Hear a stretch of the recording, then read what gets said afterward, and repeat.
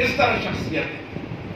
اللہ تبارک و تعالیٰ آدم علیہ السلام نے پیدا کیا، اس سے کچھ میٹھی زیادہ ہو گئی، کچھ گارا زیادہ ہو گیا، اس کا جسم مبارک سے اللہ نے اس سے کھجور بنایا. حدیث شریف میں نبی علیہ السلام آتا ہے کھجور کا عزت کرو، کھجور کا احترام کرو، کھجور کے ساتھ بے ادبی نہ کرو، آپ لوگوں کا پھپھو ہے، والد کا ہم کا والد کا بہن ہے.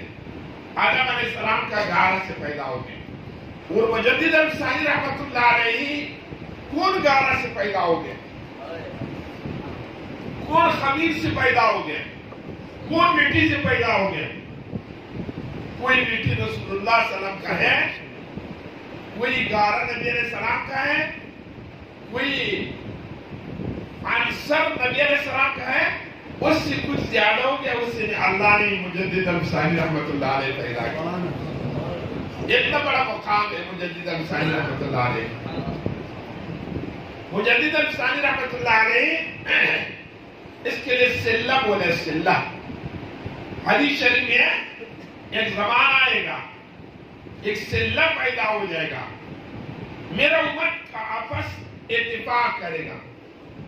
پھر علماء ایک سیٹ میں، صوفیہ کرام دوسرے سیٹ میں. علماء و صوفیہ کرام کا اختلاف عالم صوفی کے پاس نہ آئے گا، صوفی عالم کے پاس نہ.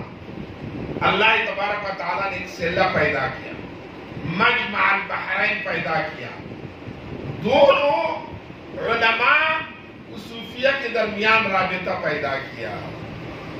صوفیہ وہ علماء کا آپس مجدد الثانی رحمت اللہ علیہ رابطہ پیدا کیا.